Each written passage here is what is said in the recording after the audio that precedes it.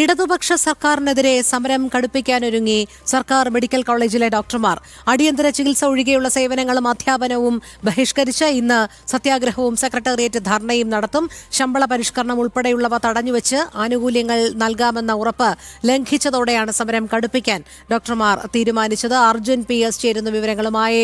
അർജുൻ, ഇടതുപക്ഷ സർക്കാരിനെതിരെ സമരം കടുപ്പിക്കാനൊരുങ്ങുകയാണ് സർക്കാർ മെഡിക്കൽ കോളേജിലെ ഡോക്ടർമാർ. ആവശ്യങ്ങളൊന്നും പരിഗണിക്കുന്നില്ല എന്നതിന്റെ അടിസ്ഥാനത്തിൽ തന്നെയാണോ ഇന്നത്തെ സമരം?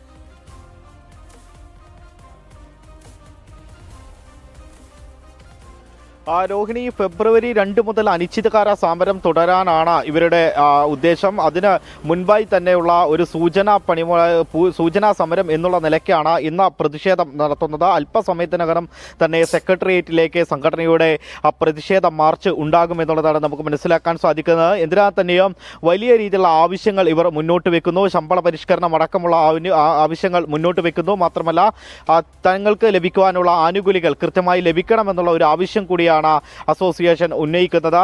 മാത്രമല്ല, നേരത്തെ തന്നെ നമ്മൾ പറഞ്ഞതുപോലെ തന്നെ വലിയ രീതിയിലുള്ള കഷ്ടപ്പാടുകൾ ഇവർ അനുഭവിക്കുന്നുണ്ടെന്നും അതിന് കൃത്യമായിട്ടുള്ള ആനുകൂല്യങ്ങൾ തങ്ങൾക്ക് ലഭിക്കണമെന്നും ഉള്ളതുമാണ് ഇവരുടെ പ്രധാനപ്പെട്ട ഒരു ആവശ്യം എന്ന് പറയുന്നത്. ജൂലൈ മുതലൊക്കെ ഇവർ വലിയ രീതിയിലുള്ള ഒരു പ്രതിഷേധമൊക്കെ ഉയർത്തിക്കൊണ്ടുവരുന്ന ഒരു സാഹചര്യം ഉണ്ടായിരുന്നു. പക്ഷേ സർക്കാരിൻ്റെ ഭാഗത്തുനിന്നും യാതൊരു വിധത്തിലുള്ള നടപടിയും ഉണ്ടായിരുന്നില്ല. ഇടതുപക്ഷ സർക്കാരിനെതിരെ ശക്തമായിട്ടുള്ള ഒരു പ്രതിഷേധത്തിനാണ് ഇവർ മുന്നോട്ട് പോകുന്നത്. താത്കാലികമായി ഇന്ന് വലിയ രീതിയിലുള്ള ചികിത്സകൾ ഈ ഹോസ്പിറ്റലുകളിൽ ഉണ്ടാകില്ല എന്നുള്ളതാണ് നമുക്ക് മനസ്സിലാക്കാൻ സാധിക്കുന്നത്. അടിയന്തര വിഭാഗമല്ലാതെ മറ്റ് വിഭാഗങ്ങളിലൊന്നും ഈ ഡോക്ടർമാർ ഉണ്ടാകില്ല എന്നുള്ളതാണ് ഡോക്ടർമാർ അറിയിച്ചിട്ടുള്ളത്. അടിയന്തര വിഭാഗങ്ങൾ മാത്രം ഇന്നുണ്ടാകും, അല്ലാത്തവ അടച്ചിടേണ്ടി വരും എന്നുള്ളതാണ് ഡോക്ടർമാർ പറയുന്നത്. മാത്രമല്ല, വിദ്യാർത്ഥികൾക്ക് അധ്യാപനം നടത്തുന്നവരെ ഇന്ന് നിർത്തിക്കൊണ്ടാണ് ഇപ്പോൾ ഈ ഒരു സമരത്തിലേക്ക് ഇവർ ഇറങ്ങിയിട്ടുള്ളത്. അത്തരത്തിലുള്ള സമരത്തിലേക്ക് ഇറങ്ങുവാൻ കാരണം തങ്ങൾക്കുള്ള ഈ ആനുകൂല്യങ്ങൾ ലഭിക്കണം, തങ്ങൾക്ക് വേണ്ട ആനുകൂല്യം കൃത്യമായിട്ട് തങ്ങൾക്ക് ലഭിക്കേണ്ടതുണ്ട് എന്നുള്ള ഒരു തിരിച്ചറിവിലൂടെയാണ്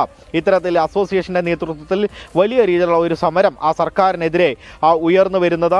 എന്തിനാ തന്നെയും വിദ്യാർത്ഥികൾക്ക് പരീക്ഷയൊക്കെയാണ് എങ്കിൽ തന്നെയും വിദ്യാർത്ഥികളൊക്കെ ഇതിൽ സപ്പോർട്ട് ചെയ്യുന്ന രീതിയാണ് നമുക്ക് കാണുവാൻ സാധിക്കുന്നത്. മെഡിക്കൽ വിദ്യാർത്ഥികളൊക്കെ പിന്തുണ അറിയിച്ചിട്ടുണ്ട്. അതായത് വരുന്ന വർഷങ്ങളിൽ തങ്ങൾക്കും ഇത്തരത്തിലുള്ള അനുഭവങ്ങൾ ഉണ്ടാകാം. അതായത് പ്രാക്ടീസിന് വരുമ്പോൾ അല്ലെങ്കിൽ ഇത്തരത്തിലുള്ള ജോലിക്ക് വരുമ്പോൾ തങ്ങൾക്കും ഇത്തരത്തിലുള്ള അനുഭവങ്ങൾ ഉണ്ടാകാം. തങ്ങളുടെ ആവശ്യങ്ങൾ കൂടിയാണ് ഇവർ ഉന്നയിക്കുന്നത് എന്നുള്ള ഒരു ബോധ്യത്തോടെയാണ് ഇപ്പോൾ ഇവർക്ക് പിന്തുണ നൽകിയിട്ടുള്ളത്. ശരി, അർജുനാണ് വിവരങ്ങൾ നൽകിയത്.